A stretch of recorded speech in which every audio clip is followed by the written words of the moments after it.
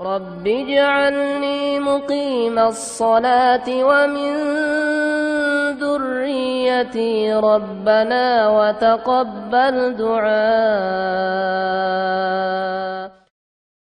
Bismillahirrahmanirrahim. Assalamualaikum warahmatullahi wabarakatuh.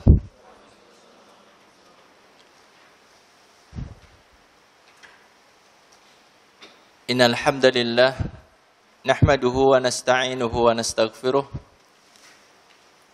na'udzu billahi min shururi anfusina wa sayyiati a'malina may yahdihillahu fala mudilla lahu wa may yudlil fala hadiya lahu. Asyhadu an la ilaha illallah wahdahu la syarika lahu wa asyhadu anna Muhammadan abduhu wa rasuluh. Ya ayyuhalladzina amanu taqullaha haqqa tuqatih wa la tamutunna illa wa antum muslimun. Amma ba'd, fa inna asdaqal hadithi kitabullah wa khairal hadyi hadyu Muhammadin sallallahu alaihi wasallam wa syarral umuri muhdatsatuha wa kullu bid'atin dhalalah. Yang saya hormati segenap takmir masjid dan juga panitia kajian malam Senin Masjid Al-Awabin. Yang saya hormati pula kaum muslimin muslimah jamaah Majelis Taklim Masjid Al-Awabin, rahimani wa rahimakumullah. Pertama, marilah kita panjatkan puji syukur kehadirat Allah Subhanahu wa taala. Di kesempatan malam hari ini, Allah Subhanahu wa taala memberikan kemudahan kepada kita untuk mengadakan majelis taklim.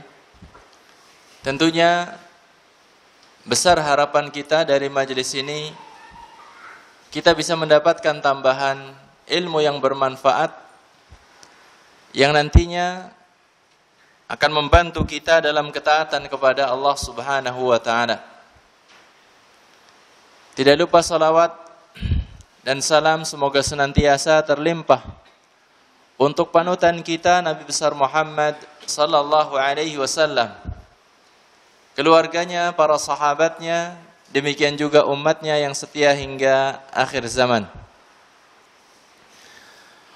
Kaum muslimin dan muslimah rahimani wa rahimakumullah, sebagaimana telah dijanjikan di majelis kita, insyaallah kita akan membahas bersama sebuah kitab yang berjudul Al-Fawaid Al-Jaliyah. Masih ada nuskahnya apa enggak? Masih ada cetakannya? Saya adanya di enggak apa-apa. Enggak apa-apa sama aja. Kitab yang berjudul Al-Fawaid Al-Jaliyah fi Tauhid Rabbil Bariyah, yang kalau kita terjemahkan, Al-Fawaid adalah faidah-faidah, Al-Jaliyah yang jelas, yang terang, fi Tauhid Rabbil Bariyah, dalam masalah tauhid Rabbul Bariyah, maksudnya adalah Allah Subhanahu wa ta'ala, yaitu Rabbnya manusia. Jadi kitab ini berisi tentang faidah-faidah yang insya Allah dengan pemaparan penulis jelas, gamblang, mudah dipahami, mudah dicerna. Dan faidah-faidah ini adalah terkait dengan tauhidullah. Di sini disebutkan penulisnya adalah cuma disebutkan Khalil As-Sahli di dalam halaman kedua. Di situ disebutkan namanya Khalil Lafi Hamud Sahli. Khalil Lafi Hamud Sahli. Kaum muslimin dan muslimah rahimani wa rahimakumullah. Sebelum kita memasuki pembahasan tentang kitab ini, sedikit saja ingin saya berikan gambaran tentang pentingnya tauhid. Bapak Ibu sekalian kaum muslimin dan muslimah rahimani wa rahimakumullah. Ajaran kita mengenal di sana ada rukun Islam. Yang Islam itu dibangun di atasnya. Rukun Islam ini ada berapa? Ada 5. Rukun Islam ada 5. Dan ini merupakan pokok daripada ajaran Islam. Inti daripada ajaran Islam. Kemudian dari yang 5 ini, yang terpenting, yang paling utama adalah syahadat la ilaha illallah Muhammadur Rasulullah. Kalau kita katakan adalah ini merupakan pondasi bagi semua syariat Islam yang lainnya. Syahadat la ilaha illallah, bersaksi bahwasanya tidak ada yang berhak disembah kecuali Allah Subhanahu wa taala. Ini merupakan pondasi bagi agama seseorang. Kita mengetahui bahwasanya bangunan semegah apapun tidak ada artinya ketika tidak ada pondasinya. Maka demikian juga amalan sebanyak apapun yang dikerjakan oleh seorang ketika tidak dilandasi dengan tauhid, maka hakikatnya sama seperti bangunan yang tidak memiliki pondasi. Bagaimana seorang akan mendapatkan pahala yang besar dari ibadah salatnya, sementara dia tidak memahami tentang hakikat la ilaha illallah? Bagaimana seorang akan bisa meraih keutamaan dari ibadah yang lainnya seperti haji misalnya, yang keutamanya sangat besar, sementara orang tersebut tidak memahami makna la ilaha illallah dengan pemahaman yang lurus? Maka jamaah sekalian yang dimuliakan oleh Allah, apa yang kita jalani ini adalah sekarang merupakan proses bagi kita semuanya untuk melihat kembali kepada pondasi agama kita.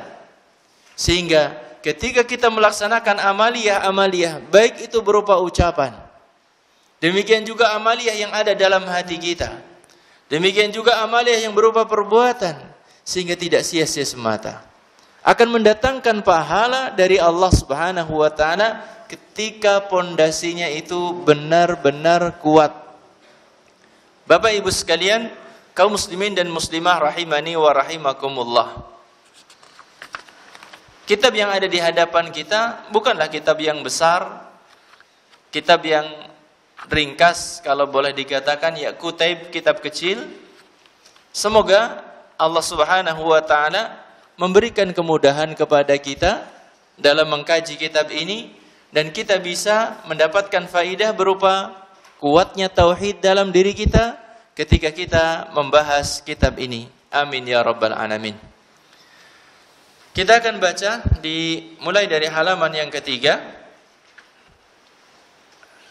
Ini muqaddimah yang disebutkan oleh penulis Syekh Khalil Lafi Sahli. Bismillahirrahmanirrahim. Seperti biasa, para penulis mendahului kitab atau makalahnya dengan Bismillahirrahmanirrahim. Tentunya yang pertama adalah karena meneladani Al-Quran, di mana Al-Quran itu setiap suratnya diawali dengan Bismillah, kecuali surat apa? At-Taubah atau surat Al-Bara'ah. Kemudian yang kedua adalah meneladani Rasulullah sallallahu alaihi wasallam, yang beliau ketika mengirim surat dakwah, maka beliau memerintahkan kepada katib, kepada penulis, untuk apa? Untuk menuliskan bismillah di awalnya, seperti surat Rasulullah yang tertuju kepada Heraklius. Bismillahirrahmanirrahim. Min Muhammad sallallahu alaihi wasallam ila Hiraqal azimir Rum. Disebutkan di awalnya bismillah. kemudian setelahnya dari Muhammad sallallahu alaihi wasallam kepada Heraklius, penguasa negeri Romawi. Nabi sallallahu alaihi wasallam memberikan contoh semacam itu. Saudaraku sekalian rahimani wa rahimakumullah. Kemudian yang ketiga, meneladani para ulama. Dalam penulisan kitab-kitab mereka, mereka adalah menuliskan bismillah di awalnya. Jadi meneladani kitabullah yaitu Al-Quran. Yang kedua meneladani Rasulullah sallallahu alaihi wasallam. Dan yang ketiga adalah meneladani kebiasaan para ulama salafan wa khalafan. Dari zaman terdahulu sampai sekarang ini, kebanyakan para ulama memulai kitabnya dengan bismillahirrahmanirrahim. Dan faedahnya daripada penyebutan bismillahirrahmanirrahim diharapkan adalah yang pertama untuk isti'anah, minta tolong kepada Allah Subhanahu wa taala, minta tolong hanya kepada Allah Subhanahu wa taala agar memberikan kemudahan dalam aktivitas yang kita lakukan. Dalam hal ini adalah penulis menuliskan faidah-faidah dari pembahasan tentang masalah tauhid. Beliau meminta tolong kepada Allah Subhanahu wa taala dengan menyebutkan bismillahirrahmanirrahim. Demikian juga faidah yang lainnya adalah tabarruk, mencari keberkahan dengan menjadikan kalimat Allah lafzul jalalah itu yang disebutkan pertama kali. Jadi seorang dengan menyebutkan bismillahirrahmanirrahim artinya ngalap berkah, mencari keberkahan dalam aktivitas yang dikerjakannya. Saudaraku sekalian rahimani wa rahimakumullah, itu sekilas tentang bismillah. Kemudian kita bacakan muqaddimah dari beliau. Beliau menyebutkan muqaddimah sangat singkat sekali. Sebagaimana kitab ini juga bukanlah kitab yang panjang, yang lebar, sehingga beliau juga menyesuaikan muqaddimah yang beliau sampaikan adalah sangat singkat. Beliau mengatakan hafizahullahu ta'ala, alhamdulillahil wahidil ahad, al-fardu as-samad, tanazzaha an kulli naqsin wa aib, wa anis sahibati wal walad, laisa kamithlihi syai' wa huwas sami'ul basir. Alhamdulillah, segala puji bagi Allah Subhanahu wa ta'ala. Semua bentuk pujian hanya Allah Subhanahu wa ta'ala saja yang berhak untuk mendapatkannya. Alhamdulillah, segala pujian itu adalah milik Allah Subhanahu wa ta'ala. Kalau ada yang bertanya kenapa hanya Allah saja yang berhak untuk mendapatkan pujian ataupun sanjungan, maka para ulama menyebutkan jawabannya. Kenapa Allah satu-satunya yang berhak mendapatkan pujian? Yang pertama adalah karena kesempurnaan nama dan sifat Allah Subhanahu wa ta'ala. Nama-nama Allah, sifat-sifat Allah semuanya adalah sempurna. Tidak ada celah, tidak ada aib sedikit pun. Kemudian, kenapa Allah Subhanahu wa ta'ala dialah satu-satunya yang berhak mendapatkan pujian? Karena nikmat Allah Subhanahu wa ta'ala yang diberikan kepada hambanya itu sangat banyak. Kenikmatan yang Allah ta'ala berikan kepada hambanya tidak terbilang, tidak terhitung. Sehingga karena dua sebab inilah Allah Subhanahu wa ta'ala menjadi satu-satunya yang berhak mendapatkan pujian. Alhamdulillah, segala puji, segala bentuk pujian yang berhak memilikinya, yang berhak mendapatkannya hanya Allah Subhanahu wa ta'ala.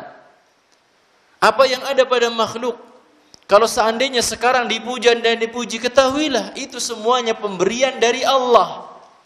Tidak ada seorang pun yang bisa mendapatkan sesuatu sifat terpuji melainkan itu adalah pemberian dari Allah Subhanahu wa ta'ala. Maka jemaah sekalian yang dimuliakan oleh Allah, dialah Allah Subhanahu wa ta'ala satu-satunya zat yang berhak mendapatkan pujian. Al-Wahid, Al-Ahad, Al-Fardu, As-Samad.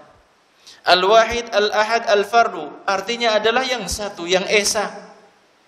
As-Samad adalah Allah Subhanahu wa taala sebagai zat yang menjadi tempat bergantungnya semua makhluk.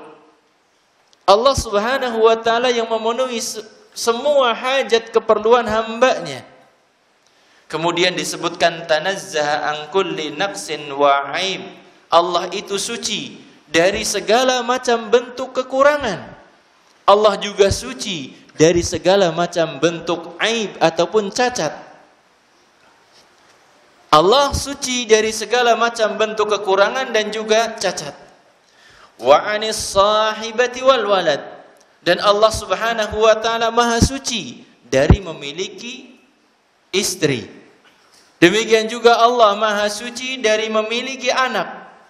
Allah enggak punya istri, Allah enggak punya anak karena kesempurnaan yang Allah taala miliki. Kalau manusia enggak punya istri, sempurna atau tidak sempurna, Pak? Hah? Kurang gitu kan ya. Kalau orang enggak punya istri, ya kurang. Allah seorang sudah berkeluarga enggak punya anak, kurang atau sempurna? Ya kurang.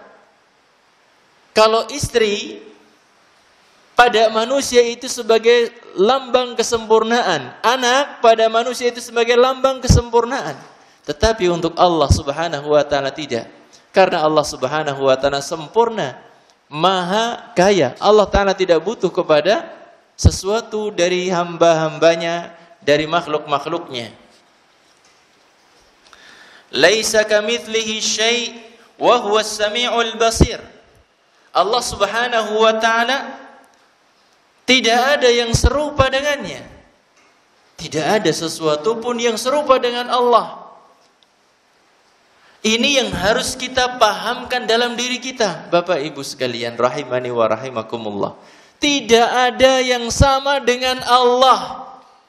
Ketika kita sudah memahami tidak ada yang sama dengan Allah, kita akan melangkah dalam pembahasan tentang asma wa sifat itu mudah. Ketika dikabarkan Allah Ta'ala memiliki tangan, maka kita katakan sudah pasti beda gitu. Karena kita sudah meyakini dulu, pondasinya apa? Allah itu enggak sama dengan makhluk. Ketika kita mau berbicara Allah Ta'ala memiliki wajah, mudah. Karena apa? Sudah kita yakini dalam diri kita Allah itu enggak sama dengan makhluk. Kalau kita menetapkan sifat-sifat bagi Allah, berarti kita katakan sifat Allah sesuai dengan keagungan dan kesempurnaan yang Allah Ta'ala miliki. Allah Ta'ala punya wajah, Allah Ta'ala punya tangan, Allah Ta'ala punya sifat-sifat yang lainnya yang gak ada masalah. Kenapa? Sebagian orang begitu takut menetapkan sifat wajah. Wah, madak-madakna menungsa sama Allah gitu. Kita katakan pondasinya dibenerin dulu, Mas. Panjenengan itu ketika berbicara tentang asma wa sifat tidak pakai pondasi yang benar, sehingga ketika tersebut wajah langsung yang dipikirkan sama dengan manusia. Ketika berbicara tangan sudah langsung terbayang seperti manusia. Padahal Allah Ta'ala sebutkan laisa kamitslihi syai', tidak ada yang sama dengan Allah. Zatnya beda, zatnya beda. Sesuatu yang zatnya beda, mungkinkah akan sama dalam sifatnya? Sifat itu cuma sekedar pembahasan cabang daripada zat. Bisa dipahami enggak ini? Bisa dipahami? Jadi antara manusia satu dengan yang lainnya, manusia dewasa dengan anak-anak itu kan, zatnya sudah beda. Mungkinkah sifatnya akan kita samakan? Kan enggak mungkin. Sifat misalnya kekuatan. Anak kecil punya kekuatan? Punya. Orang tua punya kekuatan? Punya. Apakah kita samakan? Tidak kan? Kalau kita berbicara tentang sifat bagi Allah, ya sudah sama seperti zatnya. Zatnya tidak sama dengan manusia, otomatis sifatnya juga tidak sama.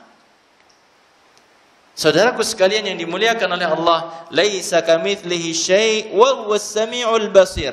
Dan dia Allah adalah zat yang maha mendengar lagi maha melihat. Di sini juga sangat jelas bahwasanya pendengaran yang Allah miliki, penglihatan yang Allah Ta'ala miliki sudah dibatasi. Tidak ada yang sama dengan Allah Subhanahu wa Ta'ala. Jelas atau tidak nih? Jelas ya? Pondasi berpikir kita dalam masalah nama dan sifat Allah kita harus kuatkan lagi. Allah itu beda dengan makhluk. Jadi ketika kita menetapkan sifat, bagi Allah Subhanahu wa Ta'ala tidak ada sedikit pun kekhawatiran. Terjerumus kepada apa? Tasbih misalnya. Karena apa? Sudah kita yakini Allah itu beda dari makhluknya. Kemudian selanjutnya penulis mengatakan, "Tsumma ssalatu wassalam ala imamil muwahhidin wa sayyidil awwalin wal akhirin wa ala alihi wa ashabihi at-tayyibin at-tahirin wa man tabi'ahum bi ihsan ila yaumiddin." Kemudian salawat berserta salam semoga tercurah terlimpah untuk imamnya ahli tauhid dan juga penghulunya manusia terdahulu dan manusia yang akan datang, yaitu Nabi kita Muhammad sallallahu alaihi wasallam. Demikian juga semoga tercurah salawat dan salam bagi keluarga beliau, bagi para sahabat yang suci dan orang-orang yang mengikuti mereka dengan kebaikan hingga yaumiddin, hingga hari kiamat. Amma ba'd, adapun setelah itu, kemudian beliau menyebutkan, fahadhihi fawaidu min bab fi babit tauhid jama'tuha min kutubi ahli ilmi. Ini adalah faidah-faidah dari pembahasan tentang tauhid. Jama'tuha yang aku sudah kumpulkan min kutubi ahli ilmi dari kitabnya para ulama. Thumma ratabtuha, kemudian aku susun. Aqsudu biha taqribal ilmi li talibihi wa bayanil haqqi li qasidihi. Kemudian beliau susun faidah-faidah yang beliau ambil dari kitabnya para ulama. Kata beliau, aku bermaksud, aku bertujuan untuk mendekatkan ilmu kepada para pencari ilmu. Maksudnya memudahkan agar para pencari ilmu bisa memahaminya dan menjelaskan kebenaran bagi orang-orang yang mencari kebenaran. Kemudian tertulis di bawahnya, Khalil Lafi Sahli. Bapak Ibu sekalian, kaum muslimin muslimah rahimani wa rahimakumullah, inilah muqaddimah yang singkat yang beliau sebutkan, hafizahullahu ta'ala.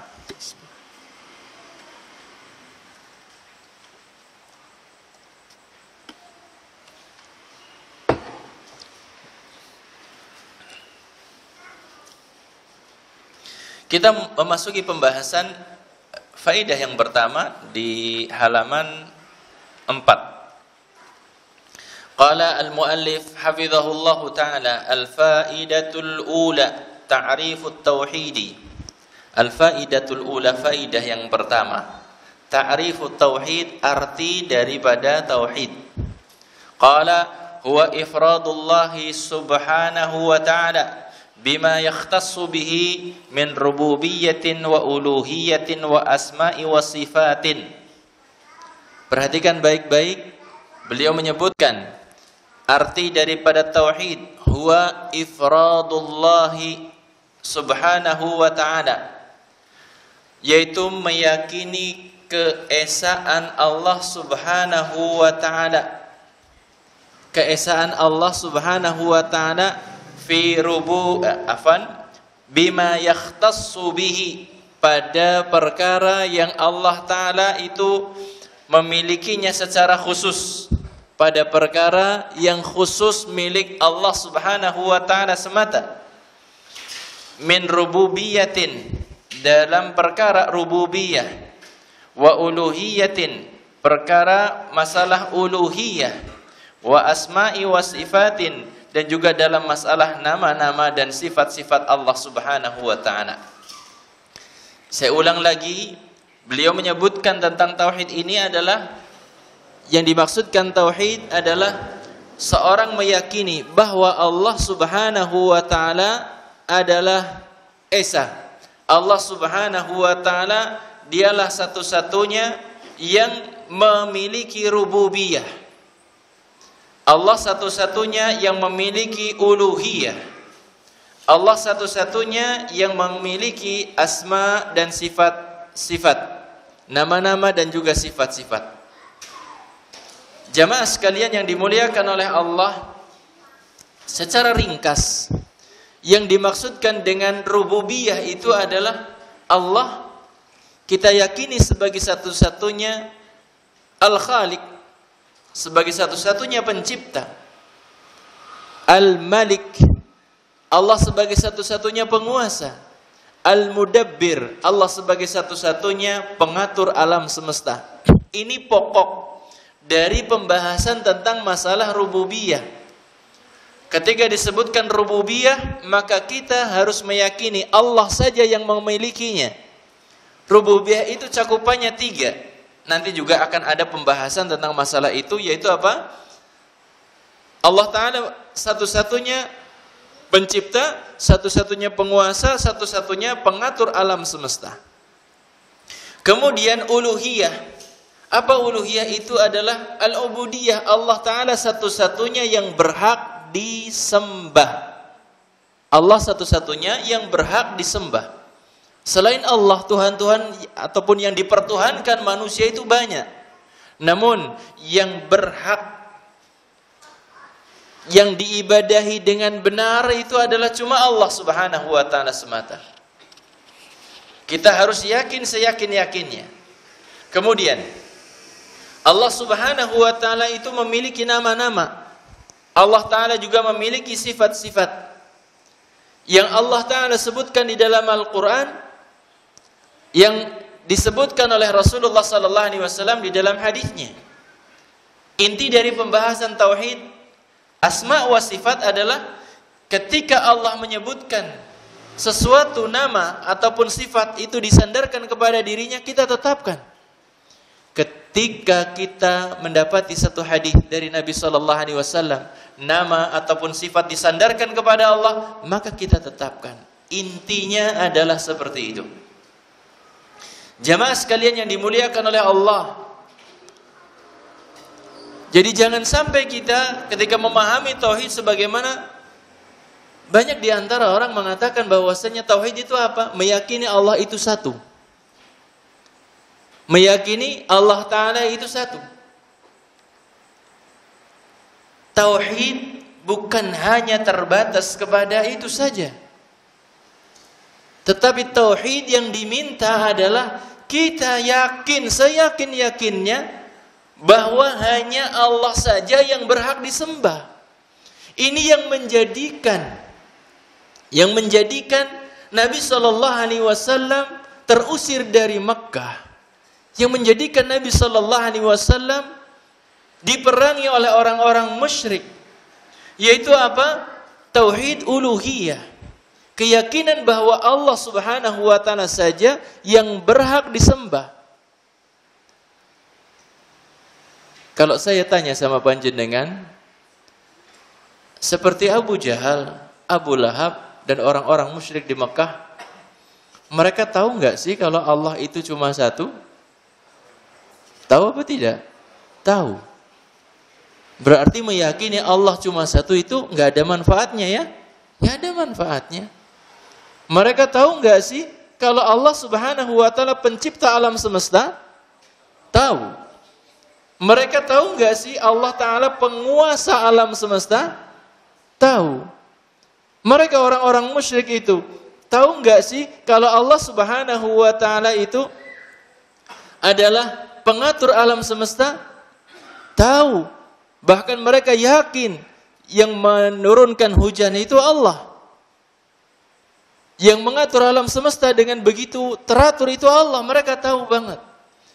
Itu semuanya tidak menjadikan mereka sebagai orang-orang yang terjaga darahnya. Tidak menjadikan mereka kemudian diakui sebagai orang muslim.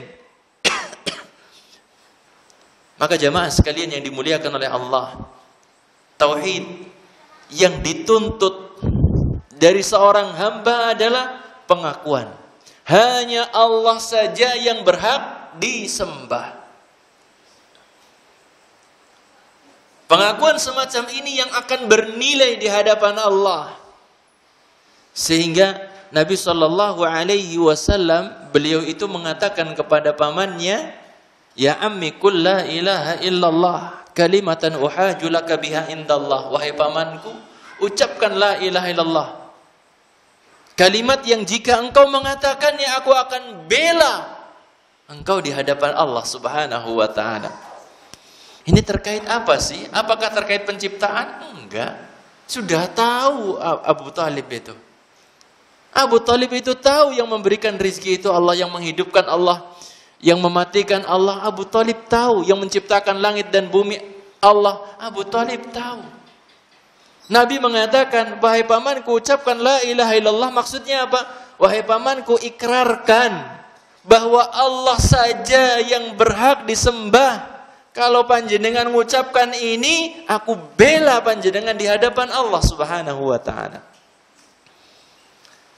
Bapak Ibu sekalian, kaum muslimin dan muslimah rahimani wa rahimakumullah.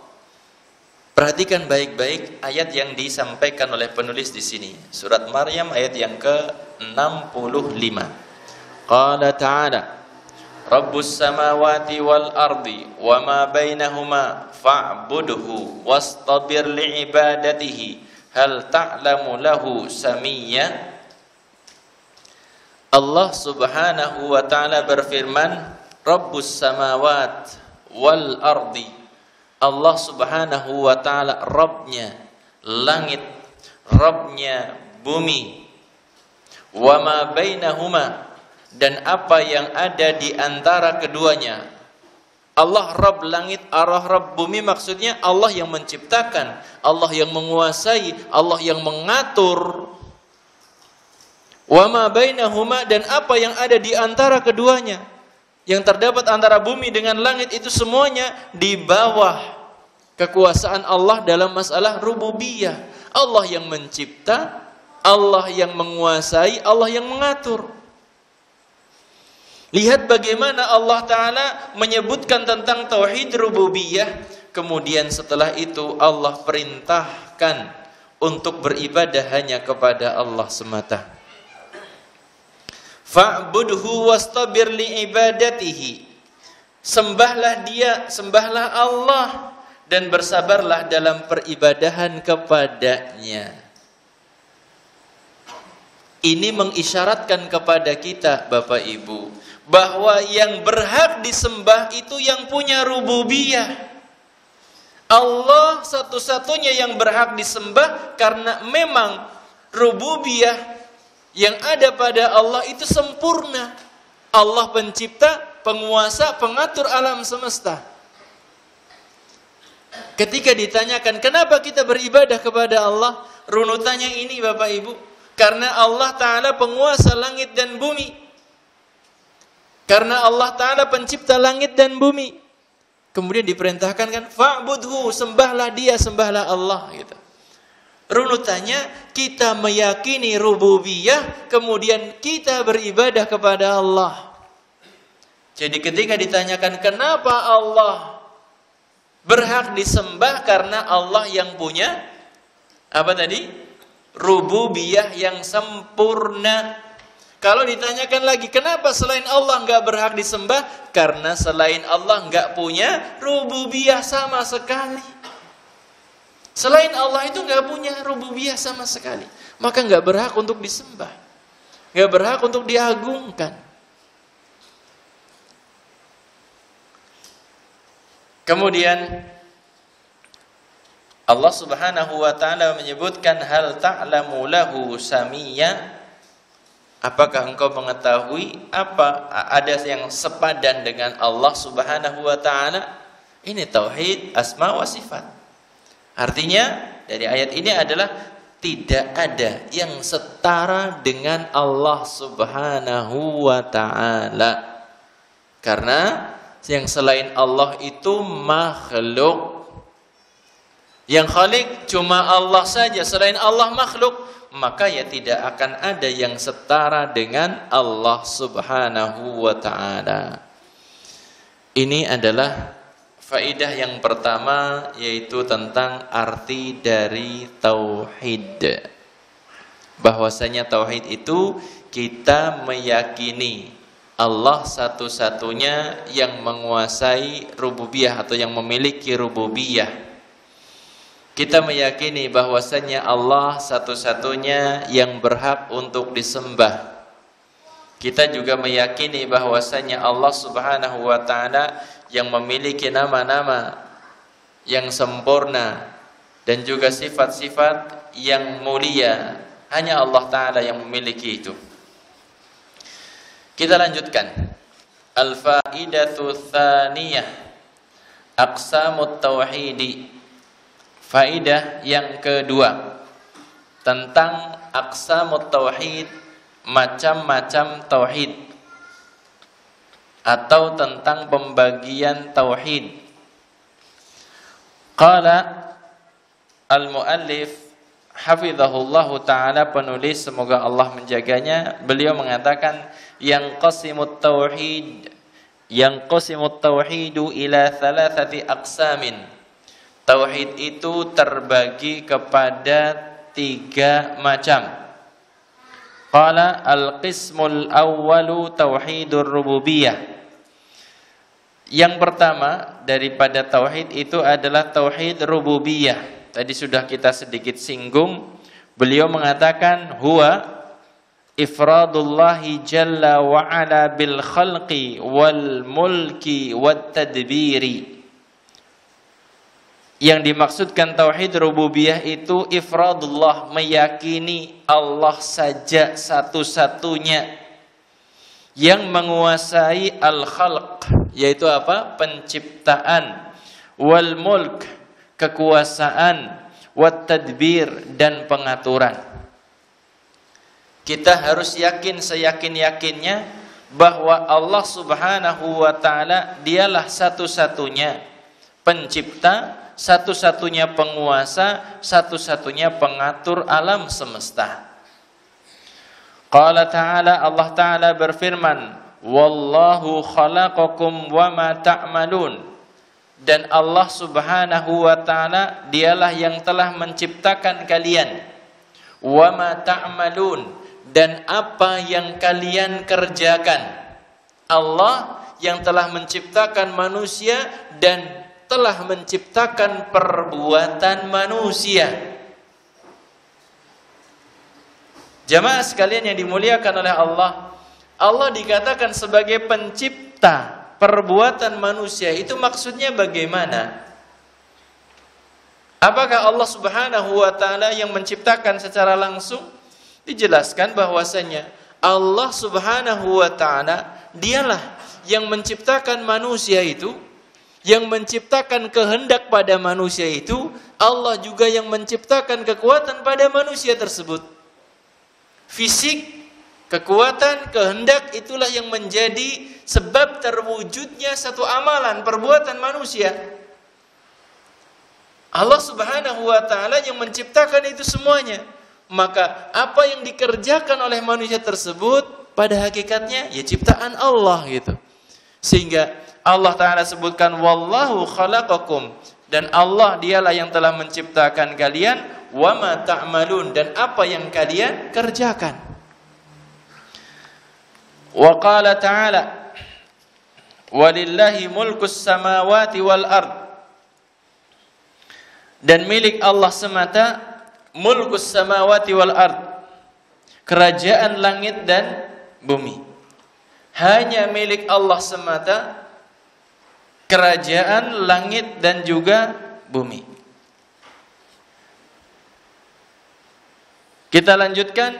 Qala ta'ala qul man yarzuqukum minas sama'i wal ard amman yamliku as-sam'a wal absar wa man yukhrijul hayya minal mayyit wa yukhrijul mayyita minal hayy wa man yudabbirul amra fasayaquluna Allah faqul afala tattaqun fadzalikumullahu rabbukumul haqq fama ba'dal haqqi illa ad-dhalal fa anna tusrafun.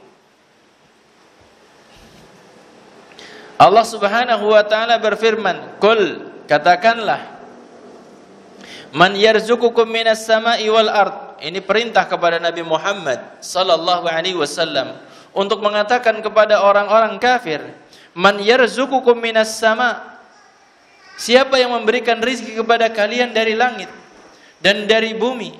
Amma yamliku sam'a wal absar, siapakah yang menguasai pendengaran dan penglihatan? Wa may yukhrijul hayya minal mayyit, siapa yang menghidupkan, yang mengeluarkan sesuatu yang hidup dari yang mati? Wa yukhrijul mayyita minal hayy, siapa yang bisa mengeluarkan sesuatu yang mati dari yang hidup? Wa may yudabbirul amra, siapa yang mengatur urusan? Fasayaquluna Allah, mereka orang-orang musyrik, orang-orang kafir itu akan mengatakan Allah. Faqul afala tattaqun, maka katakanlah, apakah kalian tidak takut kepada Allah? Jadi orang-orang musyrik itu mengikrarkan tentang rububiyah Allah itu, Masya Allah. Yang menguasai pendengaran, mereka mengatakan Allah. Yang menguasai penglihatan, mereka mengatakan Allah. Yang memberikan rizki dari langit, Allah kata mereka. Yang memberikan rizki dari bumi, Allah kata mereka. Yang bisa mengeluarkan sesuatu yang dari yang hidup, sesuatu yang mati dari yang hidup, mereka mengatakan Allah. Demikian juga sebaliknya. Mereka tahu banget tentang rububiyah Allah Subhanahu wa taala. Maka Allah memerintahkan kepada nabinya, faqul, maka katakan kepada mereka, afala tattaqun, apakah kalian tidak takut kepada Allah Subhanahu wa taala? Dengan menyekutukan Allah dalam masalah apa? Uluhiyah. Kalian tidak takut nih, kalian sudah berikrar tentang rububiyah, tapi beribadahnya kepada Allah dan juga kepada yang lain gitu. Kalian enggak takut ini. Fadzalikumullahu rabbukumul haq, maka demikianlah Allah Subhanahu wa taala Rabb kalian yang hak, yang benar. Famadza ba'dal haqqi illa ad-dhalal, apa yang setelah kebenaran itu adalah merupakan kesesatan. Fa anna tusrafun, mengapa kalian itu bisa dipalingkan? Mereka orang-orang musyrik itu sudah faham benar paham tentang masalah apa? Rububiyah. Kok bisa-bisanya nyembahnya kepada selain Allah itu? Ini yang Allah Subhanahu wa taala sebutkan, fa anna tusrafun. Mengapa kalian itu masih bisa dipalingkan? Padahal kalian sudah harusnya runutannya beriman Allah yang memberikan kehidupan, beriman Allah yang memberikan kesehatan, beriman kepada Allah yang memberikan rezeki. Harusnya ya beribadahlah hanya kepada Allah. Buat apa sih beribadah kepada selain Allah yang enggak punya sedikit pun di alam semesta ini? Yang selain Allah, ma yamlikuna min qitmir. Selain Allah itu enggak memiliki kekuasaan meskipun hanya sebesar kulit ari. Qitmir itu apa, Pak? Kulit yang ada pada biji kurma. Yang sangat tipis itu. Tipis apa tidak? Sangat tipis. Sembahan-sembahan selain Allah sehebat apapun, ma yamlikuna min qitmir. Sembahan apapun selain Allah itu enggak punya meskipun hanya seukuran kulit ari daripada biji kurma tersebut. Amwatun ghairu ahya. Sembahan-sembahan selain Allah itu adalah benda mati, tidak hidup.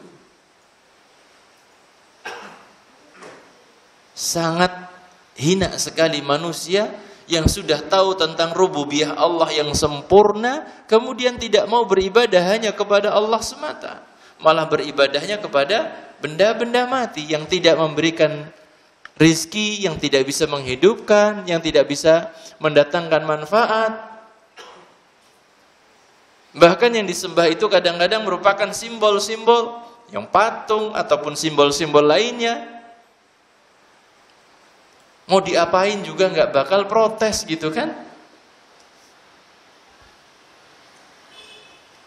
Lalat singgah di hidungnya nggak bisa ngusir.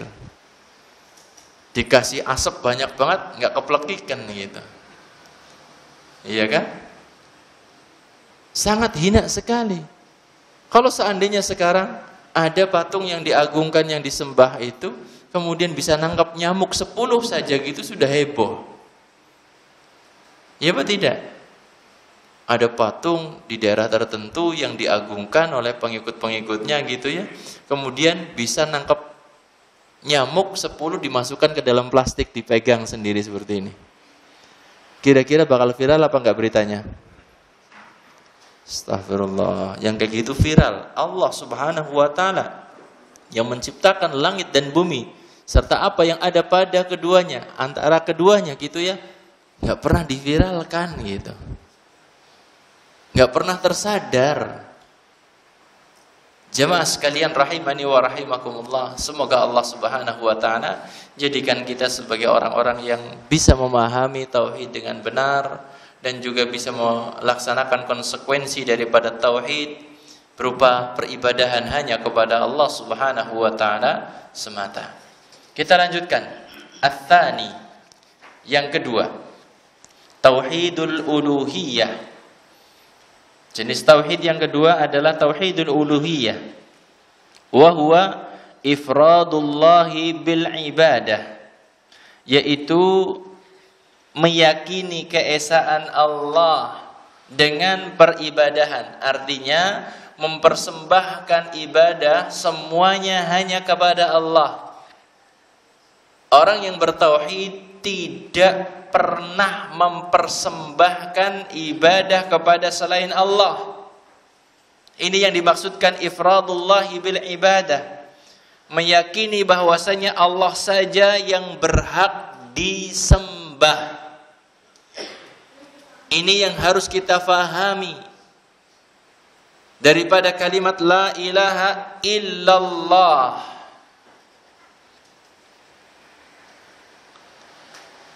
Qala ta'ala, Allah Ta'ala berfirman, wa ma khalaqtul jinna wal insa illa liya'budun, dalam surat Az-Zariyat ayat yang ke-56.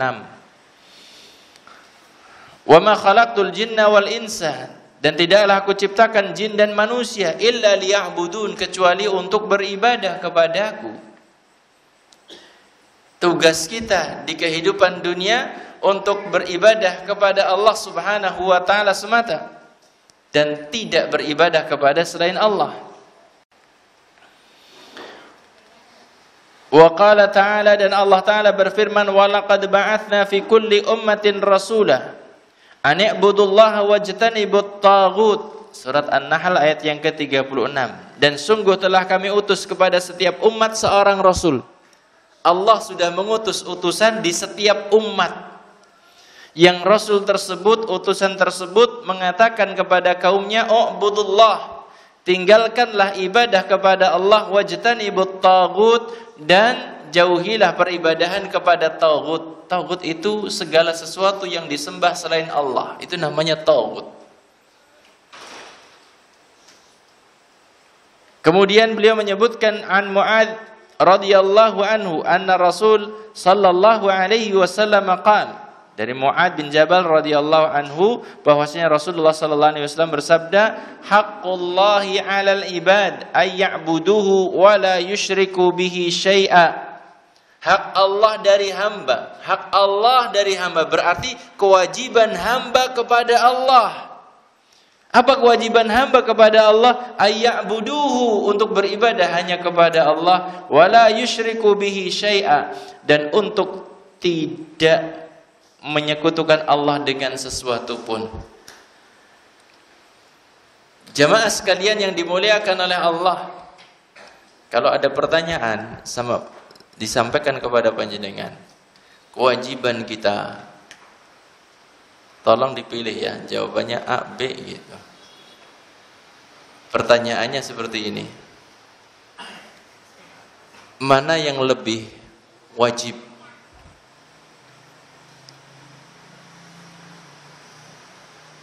Mana yang paling wajib di antara dua hal mana yang paling wajib bagi seorang muslim? Pilihannya A, beriman kepada Allah, B, kufur kepada sembahan-sembahan selain Allah. Mana yang harus didahulukan? Sebelah sini ada jawaban. Mana yang harus didahulukan? Iman kepada Allah atau kufur kepada sembahan-sembahan selain Allah? Sebelah sini. Jawabannya apa? Kufur kepada Allah, kepada selain Allah. Kufur kepada selain Allah. Sebelah sini. Iman kepada Allah atau kufur kepada selain Allah? Kufur. Sekarang saya tanya, alasannya kenapa?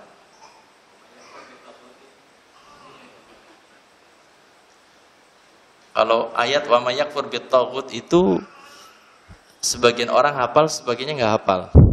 Ada yang semuanya hafal. Kalau di La ilaha illallah, barakallahu fiik.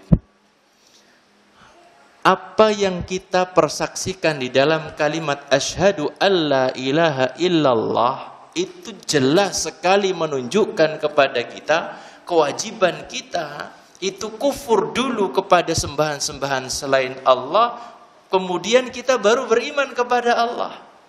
Kalau panjenengan menjawab yang pertama wajib itu ya iman kepada Allah, saya tanyakan sekarang, apakah persaksian panjenengan itu mengatakan asyhadu illallah la ilaha? Atau kita mengatakan asyhadu alla ilaha illallah? Mana yang meniadakan, yang kufur yang mana? Yang depan kan? La ilaha dulu. Maka ini yang dimaksudkan. Kita itu ya nggak mungkin di belakang kan ya.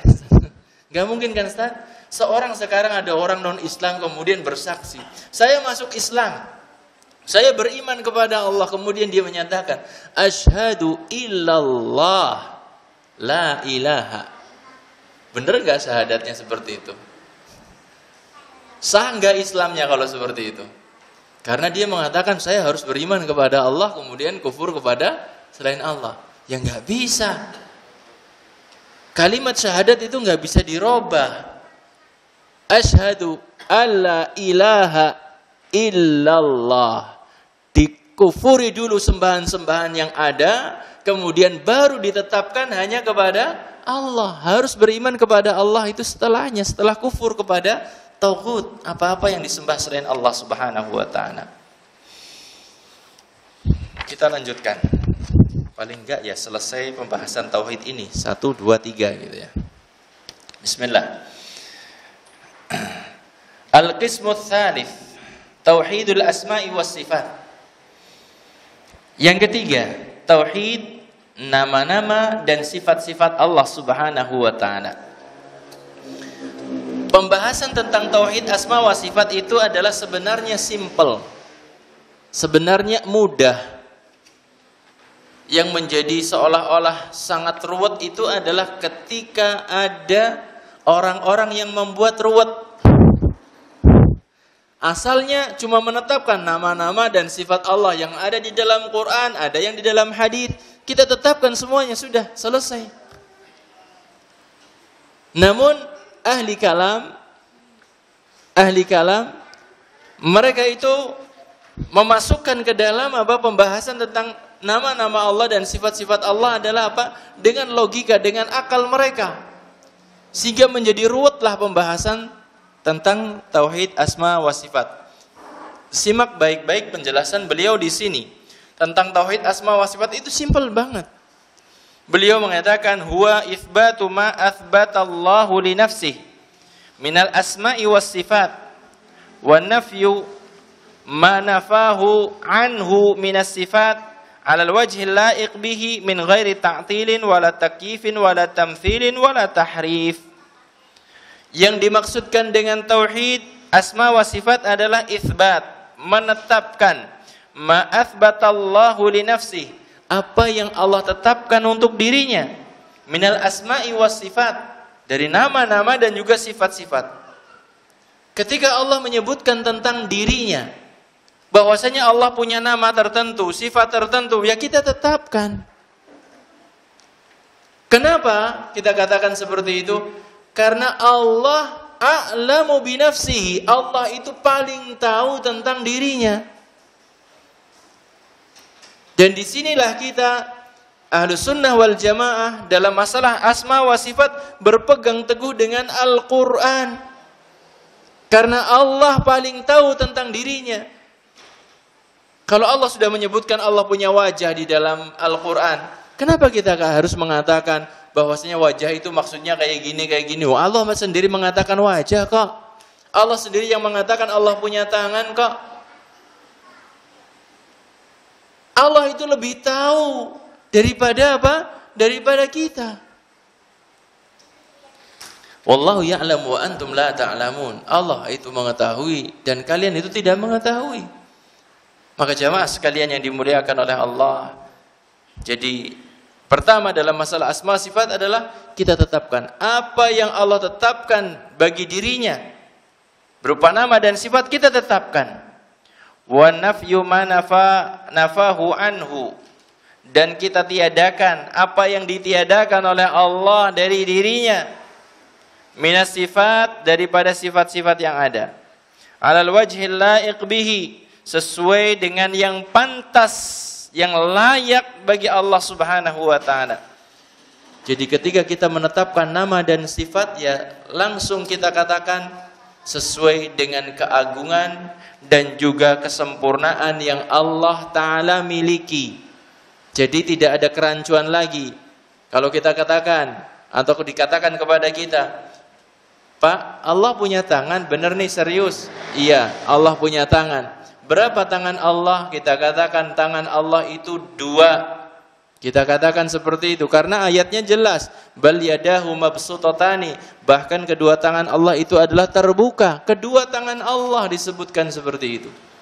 Kedua tangan Allah terbuka. Sekali lagi, jangan kita bayangkan Allah itu tangannya seperti kita. Karena tadi sudah saya ingatkan, Allah itu beda dengan makhluk. Allah itu beda dengan makhluk. Allah punya tangan sesuai dengan keagungan dan kesempurnaan yang Allah Ta'ala miliki. Demikian juga sifat-sifat yang lainnya, yang kalau sampai tergambar, terbayang dalam diri kita, ada penyerupaan dengan makhluk, sudah kita katakan Allah punya sifat ini, kemudian kita katakan sesuai dengan keagungan dan kesempurnaan yang Allah Ta'ala miliki. Di sini disebutkan min ghairi ta'tilin, tanpa meniadakan. Ketika ayat sudah berbicara satu sifat, ketika hadis berbicara, ya sudah, jangan ditaktil, jangan ditiadakan. Wala takyif, dan tidak boleh juga membagaimanakan. Artinya gimana sih? Bertanya tentang apa? Sifatnya Allah Subhanahu wa taala. Saudaraku sekalian rahimani wa rahimakumullah. Berbicara tentang sifat, tadi sudah saya isyaratkan, itu adalah merupakan cabang dari pembicaraan tentang zat. Ketika kita katakan zat Allah itu enggak bisa dilihat, maka demikian juga apa? Sifatnya. Maka tidak boleh kita menanyakan tentang bagaimana sifat Allah, bagaimana tangan Allah misalnya, bagaimana wajah Allah misalnya. Enggak boleh kita katakan seperti itu. Karena ini sudah membagaimanakan. Ahlus sunnah menetapkan sifat bagi Allah tanpa takyif, tanpa menyebutkan tentang bagaimananya. Wala tamthilin, dan tidak menyerupakan. Wala tahrifin, tidak memalingkan makna.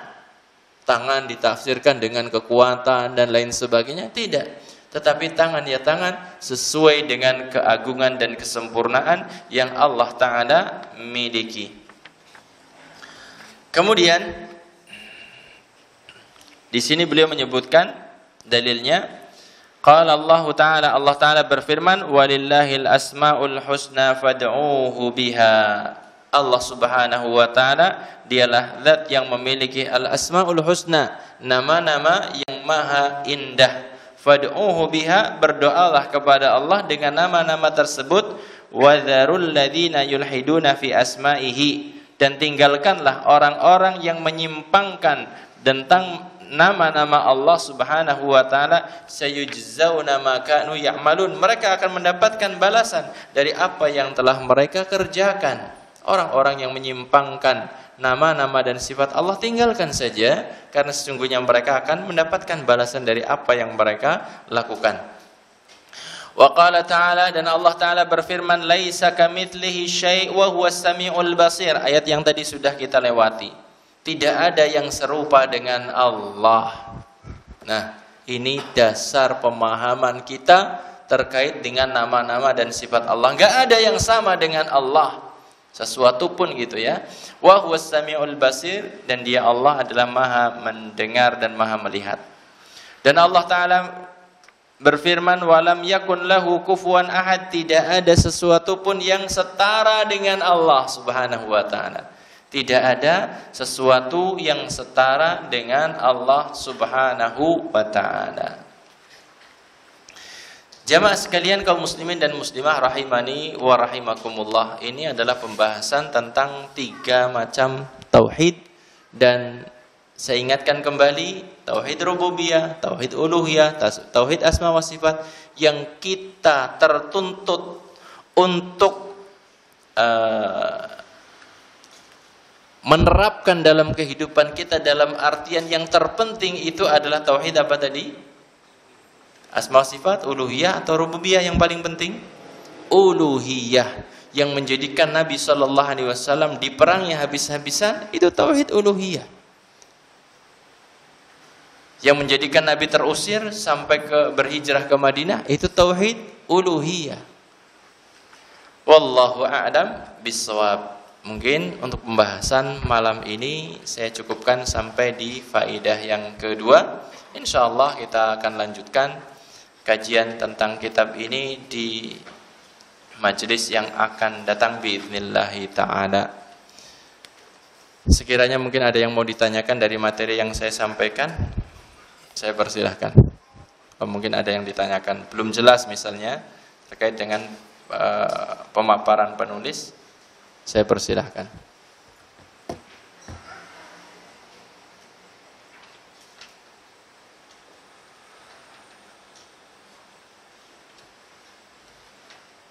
Ada pertanyaan?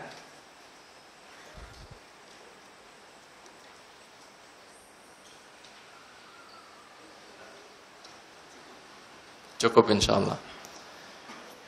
Terima kasih atas kebersamaannya. Semoga apa yang kita kaji di kesempatan malam hari ini bisa dipahami dengan baik dan menjadikan kita semakin memahami tentang tauhid sebagai landasan daripada agama kita.